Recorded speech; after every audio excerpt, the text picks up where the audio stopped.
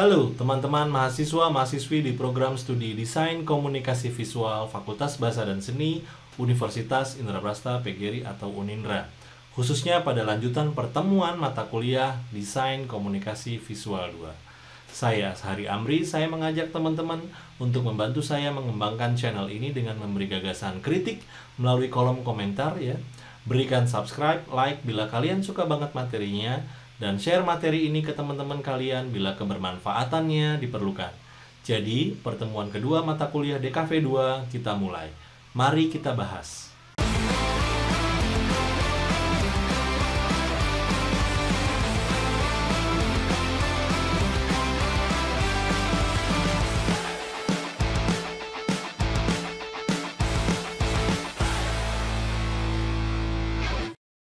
Oke, baik teman-teman, kita lanjut lagi kepada pembahasan di pertemuan kedua. Jadi pada capaian pembelajaran sebelumnya di pertemuan pertama ini akan sinergi dengan pertemuan kedua, karena capaian pembelajaran ini akan betul-betul dirasakan targetnya pada beberapa pertemuan. Jadi saya bacakan lagi bahwa capaian pembelajaran pada mata kuliah DKV 2 di pertemuan kedua masih kepada mahasiswa mampu menjelaskan logo sebagai bagian dari kegiatan visual branding. Nah, di pertemuan kemarin, pertemuan pertama, kita sudah masuk kepada aktivitas sebuah logo yang pada sebuah perusahaan itu memiliki nilai tertentu. Nah, ternyata pada pertemuan kedua kita mulai mengerucut ya, membuatnya menjadi spesifik bahwa aktivitas tersebut ternyata bagian dari sebuah kegiatan yang bernama visual branding. Untuk itu, materinya yang akan coba saya sampaikan adalah yang pertama, kita coba gali dulu perbedaan antara branding dan visual branding. Tentu bila mana pembahasan ini dibahas sebagai sebuah cakupan pembahasan yang detail, maka ini sebetulnya pembahasannya panjang banget. Jadi supaya lebih spesifik dan singkat, jadi saya akan mengambil perbedaannya saja. Karena di bidang DKV kita nanti masuk ke arah visual branding. Mungkin nanti teman-teman suatu hari nanti bila sudah mendalami tentang visual branding, tidak menutup kemungkinan teman-teman juga menjadi praktisi branding. Lalu materi yang kedua, kita akan coba bahas keuntungan dalam rangka melaksanakan atau merencanakan kegiatan visual branding. Yang ketiga, menerapkan visual branding sebagai sebuah strategi. Yang keempat, apa saja sih elemen visual branding yang mampu menciptakan daya ingat yang kuat di masyarakat atau positioning ya. Yang kelima, logo saya coba paparkan lebih rinci lagi kaitan dengan definisi, fungsi elemen, dan prinsip logonya. Lalu kemudian yang keenam ada jenis-jenis logo. Yang terakhir, logo dan grade system. Pada pertemuan kemarin ada beberapa teman-teman yang menanyakan gimana Pak caranya untuk bisa membuat logo dan kita sinergikan dengan grade system sebagai alat bantunya. Jadi di materi kedua ini saya coba sisipkan ya, mengantarnya dulu. Nanti di pertemuan ketiga kita akan bahas lebih lanjut terkait teknisnya. Saya sebut visual branding, jadi bukan hanya cakupan keseluruhan ya, tapi sebetulnya hanya pengantar branding dan visual branding. Supaya kita bisa mengetahui nih bahwa ada keterhubungan antara penciptaan logo dengan kegiatan visual branding, dan ternyata visual branding merupakan rangkaian juga dari proses kegiatan branding ya. Kita bahas dulu teman-teman secara lebih mendalam ya, tapi saya ambil beberapa potongannya dengan perbandingan. Kita bacain sama-sama teman-teman. Lingkup branding ya. Kegiatan branding merupakan sebagian dari kegiatan marketing, yakni suatu upaya untuk memasarkan merek ya ke dalam suatu pasar. Di pasar itu berarti kita bisa kategorikan ada lokasi, kemudian ada masyarakat, dan lain-lain. Lebih khusus karena merek itu nanti akan dihafal, diingat, kemudian diketahui ya identitasnya, maka tentu sasaran utamanya adalah kelompok masyarakat. Nah, karena dia adalah merupakan kegiatan marketing, nah perlu rasanya kita jabarkan dulu kegiatan branding yang merupakan sebagian dari kegiatan marketing dimulai dari memberi nama ya. memberi nama sebagai sebuah penentuan brand, kemudian pembuatan logo brand atau logo mereknya sendiri, hingga kegiatan brand building yang meliputi positioning tadi ya. Kemudian ada launching, ada sustaining, hingga rejuvenating. Nah, branding berupaya untuk membangun image ya, identitas tadi tentang suatu merek produk atau jasa di benak konsumen ya. Benak ini betul-betul bagaimana diingat, bagaimana tahu ciri-cirinya dan lain-lain sebagainya. Nah, itu adalah kegiatan sebuah branding lingkup yang yang coba kita persingkat. Nah, sedangkan untuk teman-teman DKV cenderung diawali kita mengenali yang namanya visual branding. Apa itu visual branding? Visual branding merupakan kegiatan yang memberikan pengaruh ya. Memberikan pengaruh yang diakibatkan oleh suatu bentuk visual untuk mendiferensiasikan merek. Mendiferensiasikan berarti memberikan perbedaan dengan merek yang lain ya. Walaupun ada beberapa nanti dalam tahap yang sangat kompetitif, itu ada brand yang betul-betul ingin menyaingi produk kalian misalkan ya. Itu betul-betul dibuat mendekati ya. ATM-nya kelihatan banget ya, amati tiru modifikasinya kelihatan banget. Saya lanjutkan, mendiferensiasikan brand berarti membedakan brand tersebut dari brand kompetitor, pesaing maksudnya, sehingga dapat terlihat dan dirasakan menonjol dibanding yang lain, dan paling diingat audiensinya, tingkat remindingnya atau mengingatnya tuh tinggi banget atau mudah sekali diingatnya. Nah, bagaimana sih kita membuat visual yang betul-betul bisa mudah diingat oleh orang, kemudian karakteristiknya, misalkan kalau dia makanan ya rasanya, kemudian tampilan makanannya, kemudian kebersihannya dan lain-lain sebagainya. Itu perlu digambarkan pada sebuah visual branding ya, lewat fotografi dan lain-lain. Mari kita bahas lebih lanjut. Nah, tadi kita sudah bahas bahwa branding juga merupakan salah satu kegiatan dari marketing.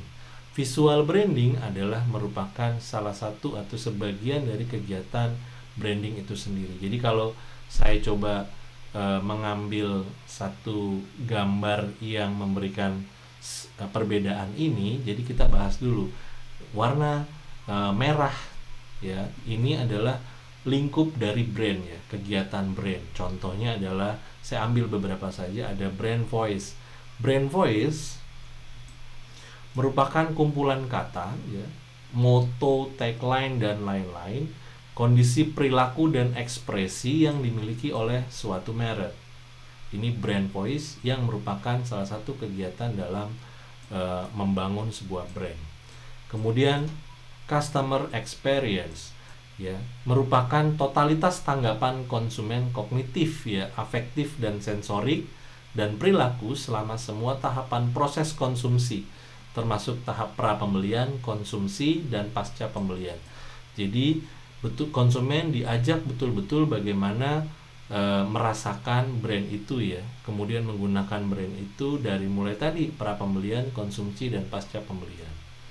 Lalu kemudian contoh yang lain lagi pada sebuah kegiatan membangun brand adalah namanya adalah brand persona ya, seperangkat karakteristik manusia yang terkait dengan sebuah brand. Nah, jadi nanti tidak hanya sebagai sebuah produk, tapi tentu brand kita akan dikaitkan dengan karakter manusia itu sendiri ya. Apakah itu orang yang cukup populer, kemudian diajak bekerja sama untuk mempopulerkan mereknya, kemudian atau juga beberapa sumber daya manusia pada brand itu dibuat ya, atau kemudian diatur sedemikian rupa untuk bisa mencerminkan brand itu sendiri. Nah, ini kita bisa bedakan. Sedangkan visual brand itu cenderungnya adalah bagaimana kita memikirkan sebuah konsistensi visual. Kita bisa mulai dengan sebuah logo ya, di mana ada beberapa poin yang mesti kita tetapkan juga, yaitu warna, kemudian typography, ilustrasi, packaging, foto, visual style dan lain-lain ya, banyak banget gitu ya. Oke, dari sini paling tidak kalian bisa memberikan suatu perbedaan bahwa branding merupakan salah satu kegiatan dari sebuah strategi marketing, visual branding adalah salah satu dari rangkaian kegiatan branding. Jadi banyak banget. Nah, kita fokus kepada visual branding, salah satunya adalah logo itu sendiri. Oke, kita coba bacakan apa sih keuntungan visual branding ya. Sebagai sebuah teori, saya ambil saja beberapa. Yang pertama ya, apa sih keuntungan dari visual branding? Yang pertama, kompetitor produk sejenis ya semakin banyak. Jadi misalkan biskuit itu semakin banyak, sehingga pilihan konsumen semakin beragam. Nah, dengan kita memberikan diferensiasi tentu akan membuat identitasnya terasa berbeda dengan produk pesaingnya. Yang kedua, brand produk yang paling diingat konsumen akan menjadi pilihan. Jadi kalau ada sebuah brand yang muncul pertama kali, dia bisa jadi bisa paling diingat oleh konsumen, atau justru malah visualnya jauh lebih menarik sehingga dia lebih bisa diingat lebih cepat dibanding produk yang jauh lebih lama sebelum produk tersebut. Yang ketiga, ribuan merek berkeliaran ya, menggoda mata di televisi ya, mungkin sekarang sosial media, supermarket, di warung-warung kecil, di pinggir jalan. Tidak semua bisa diingat oleh konsumen, itu sebabnya perlu banget membuat yang namanya visual branding. Jadi keuntungannya tadi, dengan cara kita menempatkan ya di beberapa lokasi, kemudian di beberapa channel pada sebuah digital misalkan, atau seperti sosial media, kemudian mengajak kerjasama dengan influencer, kemudian visualnya cenderung bisa memberikan tampilan yang lebih baik gitu ya, sehingga konsumen bisa dengan mudah untuk mengingat produknya. Yang keempat, brand yang dimanage dengan cerdas oleh produsen berpeluang menjadi top brands ya, menjadi brand yang berada di puncak gitu ya, karena saking banyak dikonsumsi, banyak dikenal dan lain-lain. Yang kelima, supply persediaan melebihi permintaan ya. Kemudian dari 10 produk sejenis yang dilemparkan ke pasar, 6-7 produk akan rontok di tahun pertama. Kemudian hanya 1 atau 2 produk yang survive ya setelah 5 tahun berjalan. Nanti nanti ke depan kita akan coba berikan contoh yang kaitannya dengan visual branding ini. Nah, bagaimana menerapkan visual branding sebagai sebuah strategi? Yang pertama, dengan melihat keuntungan tadi, kita harus melakukan yang namanya diferensiasi. Apa itu diferensiasi ya? Untuk berhasil sebuah produk, dia harus memiliki pembeda yang unik dengan produk lainnya. Pembeda bisa dari kategori produknya sendiri ya. Kategorinya misalkan sama-sama sabun cuci, tapi sabun cuci ini memiliki aroma yang berperasa jeruk misalkan. Nah, sama-sama tapi kita bisa membedakan dengan produk yang lain. Kemudian segmentasinya juga berbeda, kualitas atau packaging ya, tampilan kemasan, bahkan tampilan wadahnya juga berbeda. Diferensiasi ini hendaknya tercermin pada identitas visualnya. Jadi ketika teman-teman nanti mau membuat sebuah logo ataupun tampilan pada sebuah produk, pikirkan diferensiasinya. Lalu yang kedua, bagaimana kita menerapkan visual branding? Kita coba menekankan pada sebuah kolaborasi. Jadi brand building, membangun sebuah brand tidak bisa semuanya dikerjakan oleh produsen. Jadi dibutuhkan kerjasama dengan agensi, kemudian institusi terkait, juga dengan konsumen sebagai target marketnya. Konsumen harus didengar pendapatnya, tidak sekedar dijejali promosi terus-menerus yang malah dapat menimbulkan antipati. Terkadang pihak produsen itu mengadakan voting ya, atau membutuhkan saran-saran dari konsumen untuk pengembangan produknya. Seperti itu kolaborasi. Kemudian dan banyak lagi sebenarnya program-program yang kaitan dengan kolaborasi. Yang ketiga adalah inovasi. Brand yang tidak diremajakan atau direvitalisasi akan lenyap oleh waktu. Konsumen juga punya sikap bosan sehingga harus disegarkan pandangan dan ingatannya. Nah, dari sini kita bisa melihat bahwa beberapa periode perusahaan ataupun produk itu mengganti logonya. mengganti tampilan kemasannya. Kemudian kalau dulu banyak sekali produk dengan kemasan plastik, sekitar beberapa tahun terakhir ini banyak yang menggunakan produk kemasan dengan mudah recycle dan ramah lingkungan. Kira-kira seperti itu salah satu bentuk inovasi yang bisa diterapkan. Poin yang keempat adalah menerapkan visual branding. Yang keempat adalah dengan cara mengevaluasi tingkat penerimaan target audiens ya atas sebuah merek brand harus dilacak dan diketahui ya. Biasanya survei dilakukan untuk melihat tingkat penerimaan halayak. Jadi betul-betul kita ukur ya, dia mengetahui produk ini dari mana, dia menggunakan produk ini karena apa, kemudian dan lain-lain sebagainya. Jadi betul-betul evaluasinya terukur, entah itu dengan wawancara, entah itu dengan formulir ya, bertanya jawab dan lain-lain. Yang terakhir adalah manajemen brand. Brand tidak hidup di lembar-lembar iklan atau bersuara di radio. Brand hidup di benak dan di hati konsumennya ya. Jadi betul-betul ada konsumen yang sangat loyal pada sebuah brand. Jadi betul-betul kalau sudah loyal tentu bisa dirasakan manfaatnya oleh konsumen itu sendiri. Juga di budaya perusahaan produsennya, karena itu harus tetap hidup dan bergerak sesuai zamannya. Jadi bukan hanya pada tampilan produknya, tapi perusahaan produsen itu juga harus terus mengikuti zamannya ya. Yang tadinya pemasarannya via offline, misalkan sekarang online semua gitu ya. Jadi betul-betul harus menyesuaikan zamannya. Contohnya Coca-Cola dan Sostro hidup dari generasi ke generasi. Setelah kita mengetahui bagaimana cara menerapkan visual branding sebagai strategi, berikutnya adalah apa saja elemen visual branding yang membantu ya mempercepat untuk bisa diingat oleh para target halayaknya.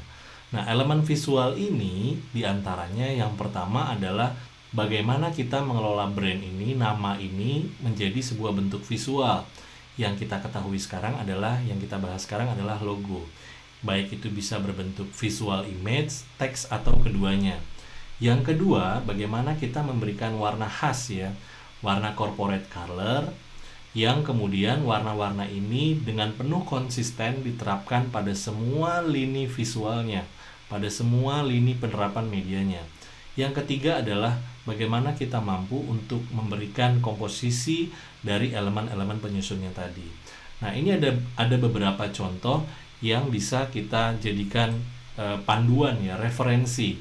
Pada contoh gambar pertama di Hello Big Idea, dia sudah menetapkan font yang dipakai apa, kemudian bagaimana penerapan logo pada saat perubahan bentuk dan perubahan warnanya, kemudian warna-warna yang ditetapkan juga sudah ditetapkan identitas warnanya ya, kode warnanya sudah ditetapkan. Berikutnya juga pada contoh yang kedua, SOI. Nah, kemudian color palette-nya juga sudah ditetapkan, kemudian font rekomendasinya juga, kemudian visual style yang mendukungnya, pattern atau pola dari visualnya adalah seperti ini. Nah, berikutnya juga pada contoh yang ketiga, ketika blush ini kemudian menjadi sebuah merek, maka kita tetapkan nih warna-warna pendukungnya apa saja, kemudian pattern dan teksturnya ada apa saja. Nah, elemen-elemen penyusun inilah yang nanti akan menjadi dasar untuk merancang visualnya. Berikutnya contoh yang keempat juga demikian. Nah, dari sini kita bisa mendapatkan gambaran bahwa ketika kita menerapkan sebuah elemen visual, itu berangkat dari identitas brandnya sendiri. Kita tentukan fontnya, kita tentukan warnanya, kita tentukan visualnya seperti apa, hingga menunjang visual yang nanti akan kita bikin sendiri. Nah, setelah kita mengetahui ini semua, barulah kita mencoba mengkerucutkan pembahasan kita tentang logo. Nah, tujuan hasil dari visual branding adalah yang pertama, hasil dari visual branding ini tidak bersifat instan ya, atau sebentar gitu, tetapi jangka panjang, yaitu adanya keberlanjutan ya dan stabilitas pendapatan atas brand produk maupun servis yang dimilikinya. Yang kedua, tujuan visual branding bukan hanya kenaikan omset yang begitu cepat gitu ya. Akan tetapi ketika brand ini sudah mulai dikenal, maka dengan sendirinya omset yang diharapkan akan tumbuh dengan sesuai dengan harapannya. Nah, dari sini barulah kita memahami bahwa ketika kita bicara brand, maka ada hal-hal yang perlu difikirkan secara lebih luas. Kemudian ketika kita membuat visual brand, ada pertimbangan visual yang harus betul-betul ditetapkan secara matang ya. Mulai dari logo, warna, typografi, ilustrasi, bahkan desain wadah atau labeling kemasan, foto, ilustrasi, dan lain-lain. Nah, dari sini kita bisa betul-betul bisa memikirkan bagaimana menerapkan visual branding yang tepat sasaran. Dengan pemahaman visual branding inilah kita mulai mencoba membahas satu spesifik karya desain pada sebuah visual branding, yaitu logo. Pembahasan pertemuan di kedua mata kuliah DKV 2, kita lebih lanjut membahas logo atau logotype-nya. Jadi bagaimana logotype ini bisa kita pahami sebagai sebuah karya desain dan bagian dari visual branding itu sendiri yang kaitannya juga dengan bagaimana membangun sebuah brand. Baik, logotype spesifik kita bahas di DKV 2.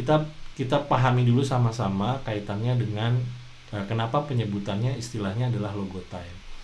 Logotype merupakan figurasi alfabet apapun yang dirancang untuk mengidentifikasi berdasarkan nama individu, nama produk, nama layanan, bentuk nama publikasi atau perusahaan. Jadi konfigurasi alfabet. Jadi hanya beberapa huruf yang tersusun maupun tanda baca yang digunakan sebagai lambang dari identitas dari nama tadi. Contohnya adalah 3 nama besar ini. Saat memikirkan logo ya, hal pertama yang kita coba lakukan adalah bagaimana memilih estetika desain yang tepat untuk merek kita. Tidak ada satu gaya yang tepat untuk semua orang, namun hanya yang terbaik adalah merek kita sendiri. Jadi kita betul-betul memikirkan memberikan diferensiasi daripada merek-merek yang kompetitor atau pesaingnya. Nah, logo yang kita pahami juga terdapat banyak sekali gaya. Jadi pelajari bahwa kita tidak harus memilih salah satu gaya saja. Bisa saja kita menggabungkan beberapa gaya tadi sebagai sebuah logo menjadi eksplorasi bentuk berdasarkan gaya-gaya tadi. Jadi kita bisa membuat logo berdasarkan satu gaya atau kita melakukan mix ya, memodifikasi dari 2 gaya menjadi satu. Logo gaya yang pertama adalah klasik ya. Ini adalah contoh. Deskripsinya adalah gaya klasik memberi kita daya tahan yang lebih baik ya, dan dapat membantu kita menjangkau audiens yang lebih luas. Estetika ini membuatnya sederhana dan tidak menjelajah ke palet warna, grafik atau font yang terlalu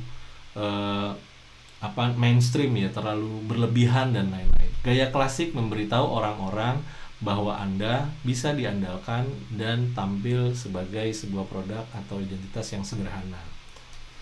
Kemudian ada gaya logo kaitannya dengan retro atau vintage ya.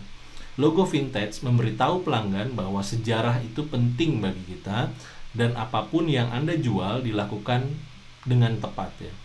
Logo yang dipakai dan diilustrasikan dengan tangan dalam palet warna coklat ya seperti ini, dan keren cocok untuk estetika ini dengan begitu cantik ya. Jadi retro vintage kadang dihubungkan dengan warna-warna gelap, kemudian ada pemilihan warna krem coklat dan lain sebagainya. Berikutnya adalah pilihan gaya modern dan minimalis. Merek sering memilih gaya bersih dan minimalis untuk mengkomunikasikan betapa segar dan modernnya mereka. Gaya ini menggunakan banyak sekali spasi putih ya, white space, detail minimal, dan garis-garis sederhana yang sering menghasilkan logo tampak ramping dan seperti terbuka ruangnya, atau kita melihatnya ada dimensi di balik itu. Gaya minimalis dan modern menunjukkan kepada pelanggan Anda bahwa merek Anda futuristik ya, mutakhir, keren, dan tahu apa yang bisa diperhitungkan. Gaya berikutnya adalah fun and quirky. Ini adalah pilihan populer untuk merek dengan target pelanggan muda, psikografis muda, atau berjiwa muda. Gaya yang menyenangkan dan unik cenderung berwarna-warni dan lucu dan sering menggunakan simbol atau ilustrasi untuk menciptakan getaran yang positif dan ramah ya. Mungkin juga bisa menggunakan maskot aneh atau ilustrasi yang manis untuk membiarkan karakter menyenangkan tadi untuk memberitahu bahwa merek kita begitu dekat dengan konsumennya. Logo dengan gaya berikutnya adalah handmade atau handcrafted. Gaya handmade atau handcraft ini biasanya seringkali dengan kualitas buatan tangan ya. Kemudian gaya ini bekerja dengan baik dalam kombinasi estetika ya. Kemudian kita bisa melihat tadi kecocokan antara retro dan vintage ya, kemudian digabungkan dengan handmade atau handcraft atau lettering ya, tulisan tangan. Tetapi juga bisa dikomunikasikan dengan gaya minimalis ya dan menyenangkan ya, juga untuk tampilan yang sederhana dan canggih atau cerah dan menunjukkan dekat dengan konsumen dengan psikografis anak-anak muda. Nah, dari gaya-gaya tadi kita bisa memilih tipografi yang tepat seperti apa. Jadi kalau untuk yang menyenangkan tentu kita pilih tipografi yang seperti apa. Kalau untuk yang formalistik ya kita akan memilih tipografi yang seperti apa. Jadi jangan pernah mengabaikan pilihan tipografi secara tanpa pertimbangan. Jadi betul-betul dengan penuh pertimbangan. Nah, yang kita pahami bahwa tipografi tentu dibuat dan dirancang betul-betul dengan pemikiran yang cukup kompleks ya, cukup luas dan berat menurut saya. Sehingga gunakan pilihan tipografi karena ini bisa mendukung identitas dari pembawaan merek tadi. Nah, dari anatomi ini bahwa setiap font yang dipilih itu memiliki karakter ya, karakter khas yang bisa kita cocokkan dengan identitas dari brandnya, dari mereknya. Nah, salah satu contohnya adalah beberapa font berikut. Yang pertama adalah serif fonts ya. Font serif dapat membuat logo kita terlihat klasik dan mewah. Serif cirinya adalah terdapat sebuah kaki kecil ya. Terdapat sebuah kaki kecil pada sebuah jajaran tulisan yang membuatnya tampak sedikit kuno. Mereka sangat fleksibel dan tampak hebat dengan segala jenis desain, tetapi bekerja sangat baik dengan gaya yang vintage, elegan, dan klasik ya. Kemudian ada jenis font berikutnya, yang kedua adalah font sans serif. Font ini tampak sempurna untuk tampilan yang modern dan bersih. Mereka tidak memiliki kaki kecil sebagaimana serif font tadi, kemudian membuatnya tetap terlihat ramping ya. Kalau dalam kategorinya dia bisa sangat tipis ya, lights, bahkan heavy lights juga bisa. Ini cocok sekali, jenis font serif, sans serif font ini cocok sekali untuk pilihan gaya modern ya, seperti logo Delta Salt yang minimal dan keren di sebelah kanan ini. Kemudian ada script font. Font script mengingatkan kita pada tulisan tangan ya, lettering ya. Dari font kaligrafi yang elegan hingga script yang santai dan tampak sederhana. Ada banyak tentunya variasi yang muncul tren saat ini terkait dengan gaya lettering ya. Penekanannya adalah gunakan script font ini untuk membuat logo kita bersifat individualistis ya, seperti logo kelinci bulan di sebelah kanan ini. Nah, bagaimana kita membuat logo type dengan grid system ya. Jadi kita coba perhatikan dulu contoh-contohnya. Nah, ini adalah beberapa logo yang menggunakan grid system. Jadi perhatikan ya, kolom yang digunakan, kemudian kolom yang digunakan di bagian atas, kemudian satu kolom tadi bisa dibagi untuk membentuk keterbacaan sebuah huruf yang digabungkan. Contoh lainnya lagi adalah seperti ini.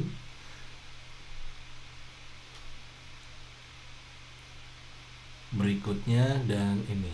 Jadi ketika teman-teman nanti membuat logo type, pastikan sketsa yang diproses nanti didukung ya, dicoba dengan penerapan grid system sebagai alat bantu. Supaya apa? Supaya bentuknya begitu terukur ya. Tidak asal, kecuali pendekatannya adalah retro dan vintage tadi ya. Sering juga kadang-kadang dibutuhkan sebuah grid system untuk membentuk font yang tampak lebih rapih. Ini juga contoh untuk penerapan grid system. Nah, dari sini saya coba untuk bagaimana kita coba menerapkan sebuah logo type pada software grafis. Jadi misalkan saja nih, saya cara cepatnya saja. Kita punya inisial huruf untuk sebuah logo, misalnya adalah huruf S.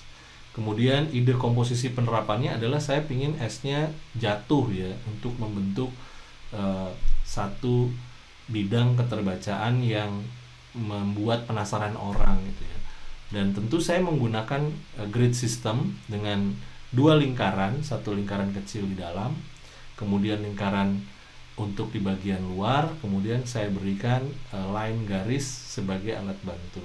Tentu di belakangnya adalah millimeter block sebagai sebuah grid system yang mempermudah kita untuk mengukur berapa jarak tiap kolomnya.